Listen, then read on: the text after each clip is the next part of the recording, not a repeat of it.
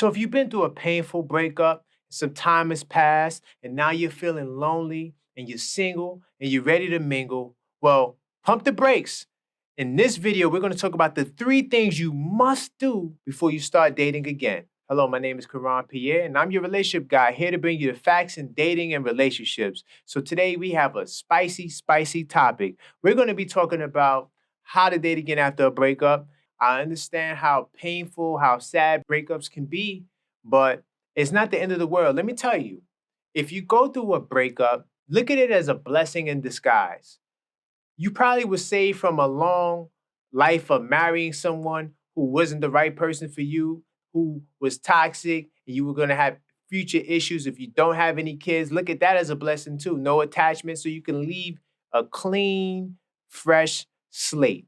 Now you're single, you're looking to mingle, you've been working out, you're looking good. Now you want to get back out there, but hold on.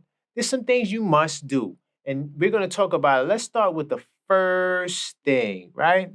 So the first thing you need to do out of the 3 things is you need to remove most or all of the baggage. Now I say all of the baggage because you don't want to bring in previous relationship toxicity into a new, fresh situationship, right? You want to have a clean slate because look, while you're healing and going through what you're going through, baggage is a good thing. It is because it'll teach you lessons. You'll be able to learn from your mistakes in your past, right? You're hurting. So during this time, you're looking to get over the pain, the betrayal, if that was present in your relationship, the wasted time, the wasted years, right? The anger, the resentment that you may have for this person. At some point, you're going to have to let that go. And during the baggage healing phase, it's a positive time.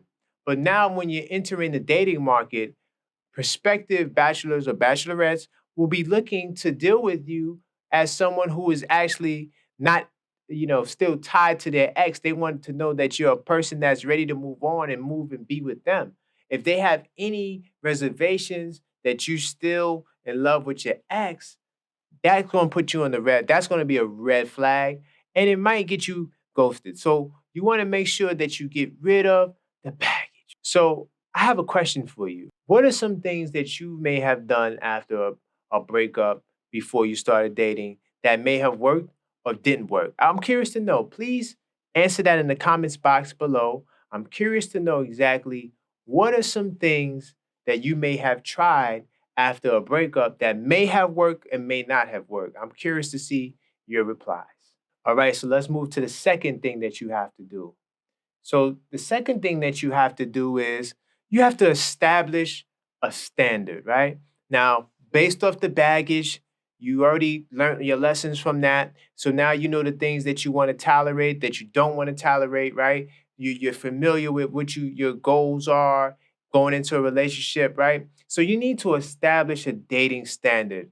Some of the things, like one of the things I recommend on this channel and on the Mature Topics podcast, people sort of disagree with me, right? So one of the things that you can do is establish a STD test schedule, right?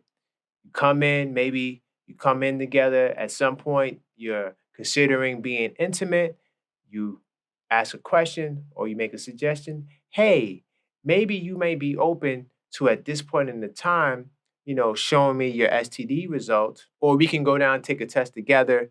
And I would like to wait some time to make sure that our STD tests are negative. That's establishing a standard. Another thing, too, is like, don't rush into a big, illustrious date.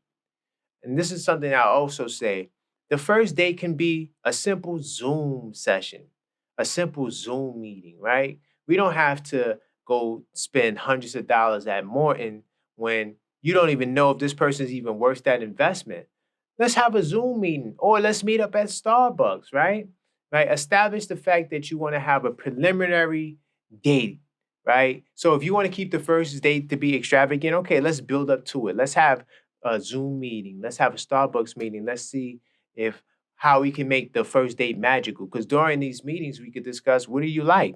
So now we're not wasting time and money. We can actually focus on things that'll be of value, right? Another thing, too, another standard is making sure you ask pertinent questions at the right time. So you don't want to come off and saying whether or not you want to marry me when you're starting to date somebody. That might be a little too extreme. But at some point, especially if you're spending a couple of weeks, a couple of months, you could ask serious questions like, "Hey, do you consider a long-term scenario with me, or is this just a fun dating kind of thing?" Asking questions, but establishing a standard definitely is important, and it could resemble some of these things. So yeah, that's what establishing a standard looks like. So let's move on to the third thing. So let's get to thing number three. And the third thing is very simple. Slow down and take your time. So, because you're in a serious relationship, marriage, and things of that nature, or you're getting older, so you feel like you're running out of time, one of the things you can do is slow down, Tiger. You're moving too fast. You have too much expectations, right? You're expecting this person to be your husband and you only been on 2 dates. This thing may not work out. You have to be prepared in this dating world to be let down. And when I say let down, that has multiple connotations to it. First off, the first way about when I say being let down is people may not live up to your expectations. Like so, like I just said, you think this guy's gonna be the one, but they're not. So you might have your high hopes for someone and they just let you down. That's the first way they let you down. The second way they let you down, listen, before things get real in the relationship, there's a such thing as the disappointment factor. And I talked about this before. When we talk about the disappointment factor, right? It's the realization during the dating phase that this person has shortcomings that I didn't expect. And now at this point in time, a choice is made. Do I want to continue seeing this person? You know what?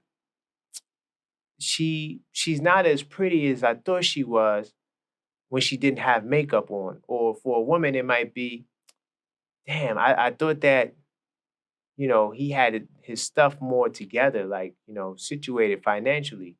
Seems like he's struggling a little bit, right? And it's not to say that these are reasons why you would end the dating process or end the connection. But what I am saying is you need to have these real moments to know what is going on. So look, I don't want to make this video too long, but these are the necessary 3 things you need to do, right? Before you date again after a breakup, right?